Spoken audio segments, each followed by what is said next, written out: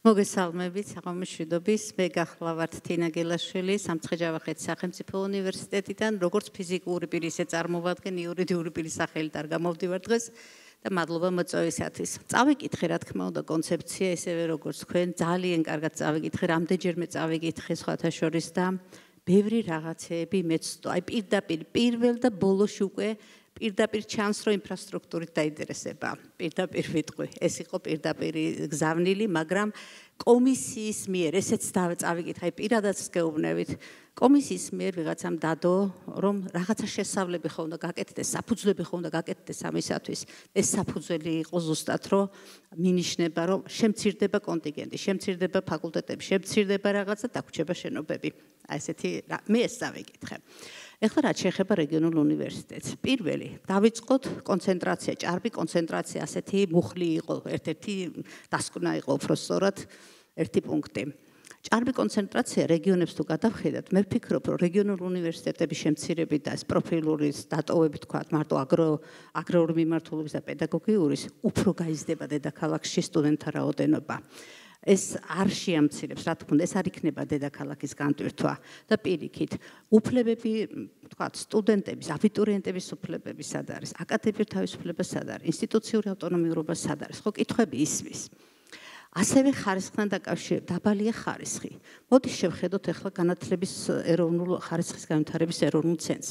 ისინი ხო სტანდარტებს დებენ და ყველა უნივერსიტეტისთვის ეს სტანდარტი, ავტორიზაციის სტანდარტი იქნება თუ აკრედიტაციის სტანდარტი, ყველას დაკმაყოფილება, ყველა ვალდებულია რომ დააკმაყოფილოს. გამოდის ვინ ტყუის? ესე იგი ჩვენ ტყუი ვართ უნივერსიტეტები თვალს უხვევთ ხარისხს თუ პირიქით სტანდარტი არის რაღაცა მორგებული. ხო, რატომ არის განსხვავებული სტანდარტი?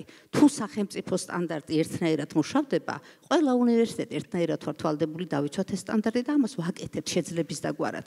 რა თქმა უნდა, არ გავკანონიერდებით, რომ ახალციხის უნივერსიტეტის ხარისხის დონე ბევრად უკეთესია ვიდრე დედაქალაქის. არა, რა თქმა უნდა, მაგრამ მე გამოვიარ 33 წელი მუშაობ ამ უნივერსიტეტში და 80-იან წლებში ჩავედი, სადაც ქართულს ვერ გაიგონებდით.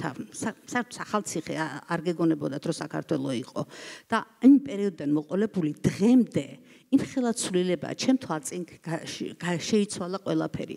და ეს ყველაფერი განაპირობა იმ მრავალპროფილურმა, იმ მიმართულებებმა, მხოლოდ აგრარული მიმართულება რო დაგვეტოვა და არ ყოფილიყო ეგ ჰუმანიტარული მიმართულებები, არ ყოფილიყო, თქვათ, ბიზნესი, არ ყოფილიყო თუნდაც სამართალი. ზოგიერთი, თქვათ, დედაქალაქიდან უყურებს აი სამართალი, თქვათ, რატო უნდა იყოს რეგიონში, რატო უნდა იყოს ბიზნესი. უნდა იყოს, მე ვფიქრობ. ეხლა დღეს აღარ არის მით უმეტეს ხელოვნური ინტელექტისა და ამ ხელა ღია წვდომის ბიბლიოთეკის პირობებში რესურსის დეფიციტი აღარ არის. დიდი ლაბორატორიული ისინი არ ჭირდება, თქვათ, ისეთ პროფესიებს, როგორიც არის იგივე სამართალი, ეკონომიკა, ბიზნესი შეიძლება რეგიონშიც მომზადეს. ნუ რაც შეეხება, შეიძლება იქნება დიდი ოდენობით 50 და 100 კაცის მიღება, მაგრამ თითო ჯგუფი მაინც უნდა დარჩეს. ამასთანავე იქ არიან ძალიან ღირსეული პროფესორები, რომლებიც აი ჩემთან ერთად მოდიან ამდენი წლების განმავლობაში.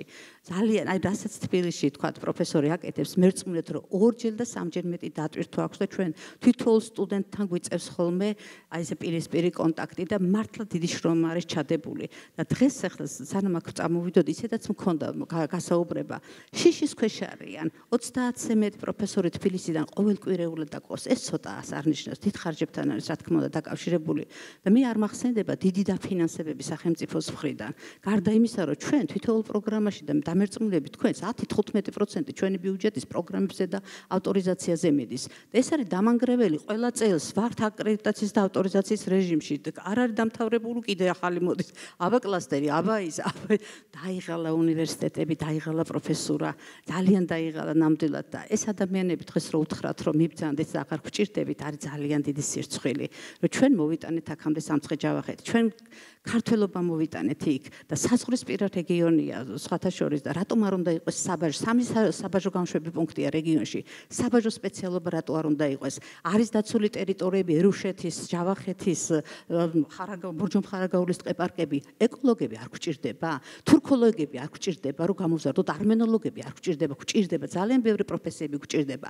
ჩვენი მოსაზღვრე მეზობლების ენა ყველაზე კარგად უნდა ვიცოდეთ, მე ასე ვფიქრობ. ვფიქრობ და გარდა ამისა ბიზნესი რა თქმა უნდა და აგრარულიც უნდა იყოს.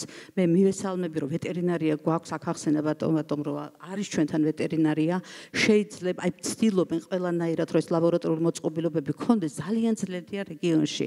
მართლაც რომ რაღაცას მივახციოთ, მაგრამ გვაქვს რაღაცა მიღწევები, ნელ-ნელა ვითარდებით, ნელ-ნელა ვაკეთებთ და მე იმას ვეძინა ყოველ შემთხვევაში არ ვეთანხმები რომ უნდა იყოს რეგიონებში მარტო ვთქვათ აგრარული და ეს მარტო სამცხე-ჯავახეთიც ხო არ არის. ავიღო თელოს არ აქვს ვთქვათ სოციალური, პოლიტიკური, კულტურული დანიშნულება არ აქვს რეგიონებში ამ უნივერსიტეტებს, დაიცლება რეგიონები და მე ეხლა სტატისტიკას გეტყვით 2010 წლისათვის 214,000 მოსახლე იყო სამცხე-ჯავახეთში. დღეს არის 156,000 მოსახლეობა. მაღალმთიანი რეგიონია სხვათა შორის. ეს მაღალმთიანი სოფლები იცლება. თბილისში ანუ მცხეთში წასული სტუდენტი უკან აღარ ბრუნდება. გარდა ამისა, დემოგრაფიული თვალსაზრისით 300-ზე მეტი ოჯახი შეიქმნა სტუდენტური სამცხე-ჯავახეთში. ეს ცოტას არ ნიშნავს. ეს იქ რჩება, იქ მაგრდება. ეს ხალხი ჩამოდიან სოფლებიდან დადიან ყოველდღიურად ავტობუსს მოყვებიან სოფლის ავტობუსებს, ესწრებიან ლექციებზე, ზოგი მუშაობს, ზოგი უკან გარბის და მე მინდა გითხრათ, რომ სამცხე-ჯავახეთის ჩვენი სტუდენტებით არის მომარაგებული მთლიანად სამცხე-ჯავახეთის ადმინისტრაციული სამსახურები. ჩვენი კურსდამთავრებულები არიან მთლიანად და დასაქმების მაჩვენებელი არ გაგიკვირდეთ თბილისზე მაღალი გვაქვს ჩვენ. იმიტომ ყველა მაგისტრი დასაქმებული აბსოლუტურად. ბაკალავრიატის 80-95% დასაქმებულია. ნუ დოქტორანტები მუშაობენ ისედაც, მაგრამ ახლა მე არ ვიტყვი დოქტორანტურა, ისედაც მაღალი მათ მიმაჩნია თავის დროზე მეც ვეწინააღმდეგებოდი ამ დოქტორანტურას, მაგრამ ვინაიდან სტატუსი იყო მიბმული დოქტორანტურაზე, ისე არ მოგანიჭებდნენ უნივერსიტეტის სტატუსს თუ მესამე საფეხური არ იყო, აი ამ შემთხვევაში გავჩვენდით, თორე დღესაც ვფიქრობ, რომ თუ ეს არ იქნება, არა, მაგრამ ბაკალავრი და მაგისტრატურის ყველა პროფესიები პირიქით მრავალპროფილური უნდა იყოს, გავშალოთ რეგიონებში მუშაობა და დედაქალაქიც განიტვირთება და ვფიქრობ, რომ საინტერესო ცხოვრებაც წავას და სოციალურ-ეკონომიკური მდგომარეობაც გაუმჯობესდება რეგიონში. და მე მადლობა მინდა გითხრათ ქალბატონი იმისაც, რომ ეს შანსი მომეცი და ჩემი პატარა მცირედი მოგზაურებული სიტყვა გავაგონო ჩემს კოლეგებსაც.